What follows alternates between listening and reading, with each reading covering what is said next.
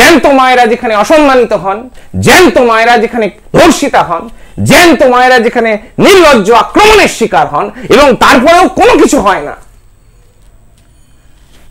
আপনার কোনো নৈতিক অধিকার নেই দীক্ষা চাইতে আসার। অত্যন্ত কঠিন সাধনা, গুরুগম্য বিষয়, কঠিনতম সাধনা। সংসারীদের একদমই এই সাধনা করা উচিত নয়, একেবারেই নয়। কেউ করতে চাইলে করতে পারেন, অবশ্যই গুরু দীক্ষা প্রয়োজন। তিনি দেখাচ্ছেন যে আমি কাউকেই ছাড়ি না, এমনকি আমি নিজেকেও ছাড়িনি আমার ইচ্ছের বিরুদ্ধে। তাহলে ভাবুন, আপনি যে পৃথিবীতে বসবাস করছেন সেই পৃথিবীতে আপনার কথাই শেষ কথা, আপনার শরীরে আপনার কথাই, শরীর আপনার, দেহের মালিক আপনি, ইচ্ছের মালিক আপনি, সবকিছু আপনার, টাকা দিয়ে সবকিছু কিনে নিতে পারেন। তাহলে দেখা যাচ্ছে মায়ের কৃপা, মায়ের ইচ্ছা, সেটি কিন্তু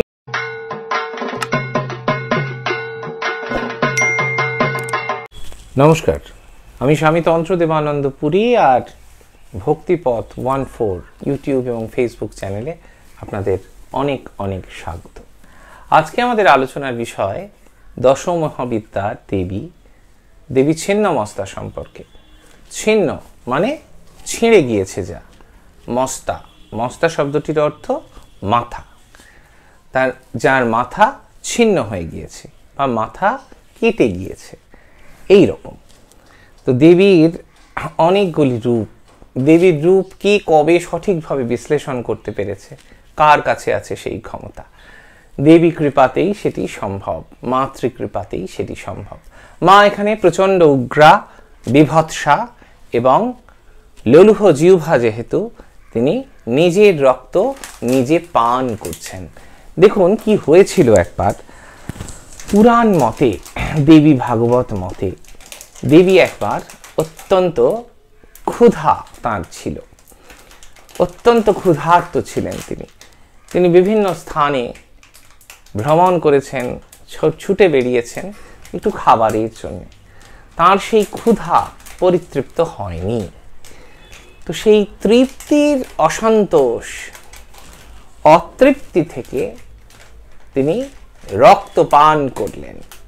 তো রক্ত তিনি চেয়েছেন একটি সময়ের পর, তো সেটি দেবী পান যখন করলেন, কিভাবে পান করলেন? কাউকে তিনি যখন পেলেন না, কাউকে তিনি পাচ্ছেন না, তো সেই সময় তিনি এতই উগ্রা হয়ে ওঠেন যে তিনি তার নিজের মুণ্ডটি কেটে ফেলেন এবং নিজের রক্ত তিনি পান করেন, পরিতৃপ্ত হন।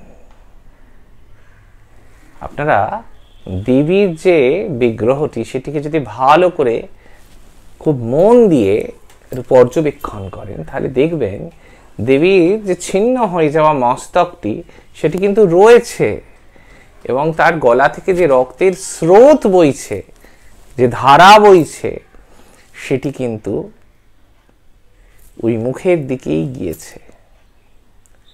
তো নিজের রক্ত দেবী নিজে পান করছেন।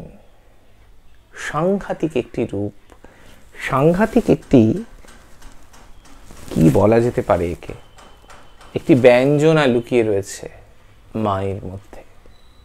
অসম্ভব একটি শক্তির আধার, ভয়ঙ্কর একটি আবেশ। তিনি দেখাচ্ছেন যে আমি কাউকেই ছাড়ি না, এমনকি আমি নিজেকেও ছাড়িনি আমার ইচ্ছের বিরুদ্ধে। তাহলে ভাবুন, আপনি যে পৃথিবীতে বসবাস করছেন সেই পৃথিবীতে আপনার কথাই শেষ কথা, আপনার শরীরে আপনার কথাই, শরীর আপনার, দেহের মালিক আপনি, ইচ্ছের মালিক আপনি, সবকিছু আপনার, টাকা দিয়ে সবকিছু কিনে নিতে পারেন। তাহলে দেখা যাচ্ছে মায়ের কৃপা, মায়ের ইচ্ছা, সেটি কিন্তু সর্বাধিক গুরুত্বপূর্ণ। মা কিন্তু নিজের যে বাহ্য রূপ সেটিকেও ছাড়েননি। তাহলে মায়ের ইচ্ছার প্যারামিটার বা পেনিট্রেশনের ক্যাপাসিটিটা ভেবে দেখুন একবার, শক্তির কোন স্তর সেটা শুধু বুঝুন। বিশ্বাস অবিশ্বাস অন্য ব্যাপার। তো অত্যন্ত কঠিন সাধনা, গুরুগম্য বিষয়, কঠিনতম সাধনা। সংসারীদের একদমই এই সাধনা করা উচিত নয়, একেবারেই নয়। কেউ করতে চাইলে করতে পারেন, অবশ্যই গুরু দীক্ষা প্রয়োজন। এবং যারা দেবী ছিন্নমস্তার উপাসক, রাজারাপ্পাতে একটি মন্দির আছে, আরও এখন অনেক জায়গাতেই মন্দির হয়েছে। খুব কঠিন সাধনা। সাধনায় কোনো দোষ ত্রুটি হলে কিন্তু জীবন শেষ, আপনি শেষ, আপনার কথা বলাও শেষ। আর কোথায় যাবেন, কিভাবে নরকগামী হবেন, কোথায় পতিত হবেন কেউ জানে না, এমনকি আমিও জানি না কি কোথায় হারিয়ে যাবে। কারণ মায়ের যে রোষানল সেটি ভয়ঙ্কর। সেই রোষে যে যখন পড়েছে, আমার জীবনে দু একজনকে দেখেছি, দুজনকেই দেখেছি, জীবন মৃত্যুর মতো হয়ে গিয়েছে। Accident, paralysis. 32-33 বছরের ছেলে। তো ওই সাধন করতে এলে সাধনের মানসিকতা নিয়ে দয়া করে আসতে হবে। মজা, ইয়ার্কি, ক্যাজুয়াল খুব আমাদের আশপাশে দেখি। আরে আমি চাকরিও করছি, আমি সাধনাও করছি। হতে পারে কেউ অন্যরকমভাবে নেবেন না। চাকরিও করছি, সাধনাও করছি, হয়তো পারা যায়। আমার সেই ক্ষমতা নেই, আমি অত্যন্ত কম জানি, প্রায় জানি না বললেই হয়, এবং আমার ক্ষমতা অত্যন্ত প্রায় নেই বললেই চলে, কিছুই নেই। আমার এরকম ক্যাপাসিটি নেই যে আমি দুটো কাজ একসাথে করব। তো যারা মনে করেন যে আধ্যাত্মিকতায় সাধনায় পার্ট টাইমার হওয়া যায়, তারা আমাকে নিজ গুণে ক্ষমা করে দেবেন। আমার সেই ক্ষমতা নেই। আমি মনে করি একজন সাধক সব কিছু থেকে বেরিয়ে এসেছেন, সব কিছু থেকে রিটায়ার্ড হয়ে গেছেন, কিন্তু টায়ার্ড হননি। রিটায়ার্ড হয়েছেন, টায়ার্ড হননি। অসম্ভব শক্তি নিয়ে তিনি সাধনে ঝাঁপ মেরেছেন। সাধন সমর তাই বলা হয়, সাধন যুদ্ধ। তো সেটিকে যদি করায়ত্ত করতে হয়, দেবীর কৃপা অসম্ভব জরুরি। মায়ের কৃপা ছাড়া মায়ের মন্ত্র কি করে পাবেন? মায়ের কৃপা ছাড়া সদ্গুরু লাভ হবে কি করে? মায়ের এই যে বিশেষ পূজা পদ্ধতি, যে পদ্ধতিগুলো আছে পর পর পর পর, সেই পদ্ধতিগুলো নিয়ে আমরা কি করেছি? আমরা কোনো বই পড়েছি, কোনো ব্যক্তির কাছে গেছি, কোনো বিশেষ স্থানে দিয়েছি, মায়ের কাছে তো যায়নি। আর মা চট করে সাড়াও দেন না। মায়ের আগে অনেকগুলো লেভেল আছে, অনেকগুলো প্যারামিটার আছে, সেগুলো পাস করতে হয়, তারপর ওই স্তরে পৌঁছানো যায়। তো যতটা সহজ বলে মনে হচ্ছে, যতটা ক্যাজুয়াল বলে দেখানো হয় আর কি, আমাদের দ্বারা দেখানোর স্বভাব আছে সবারই। আমি খুব ভালো লোক, আমি এই করি তাই আমি ভালো লোক, আর আমি খুব খারাপ লোক কারণ আমি এই করেছি, এগুলো খারাপ। খারাপ আর ভালোর বিশ্লেষণ, এই খারাপ ভালোর ঊর্ধ্বে যিনি, তিনিই মা। তো তারতম্য ভেদ শূন্য হলে, যেদিন আপনি এক চন্দন আর বিষ্ঠা দুটিকেই সমার্থক বলে মনে করতে পারবেন, সেদিন মায়ের উপাসনা করবেন। যেদিন আপনি প্রতিবন্ধী, সমাজের নিচু স্তরের মানুষ, সমাজ যাদের অচ্ছুত করে রেখেছে, সেই শক্তিকে এখানে স্থান দিতে পারবেন, এখানে স্থান দিতে পারবেন, সেদিন মায়ের উপাসনা করতে আসবেন।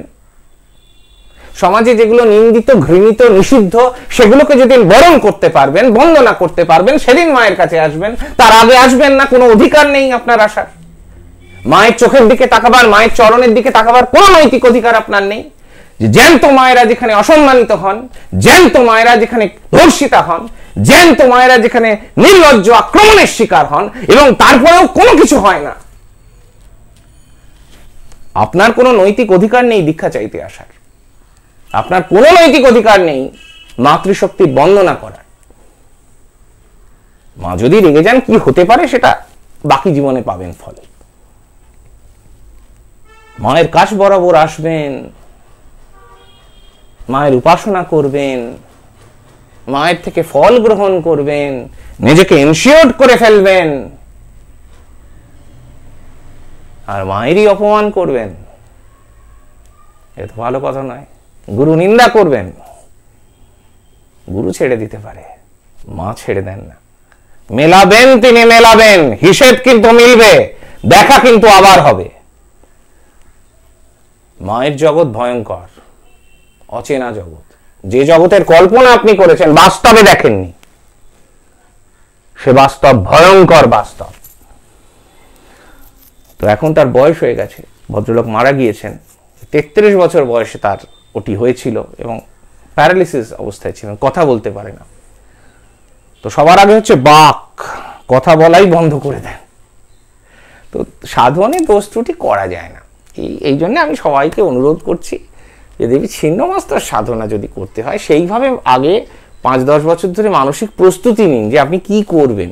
মা যদি কৃপা করে সবকিছু খালি করে দেন, শূন্য করে দেন আপনাকে, তাহলে আপনি পূর্ণ হবেন, অবশ্যই পূর্ণ হবেন, অবশ্যই পূর্ণ হবেন, কোনো চিন্তা নেই। কিন্তু মা যদি আপনাকে বন্ধনের মধ্যে রাখেন, তাহলে তার মিনিংটা আলাদা, তার মানেটা আলাদা, তার অর্থটা আলাদা।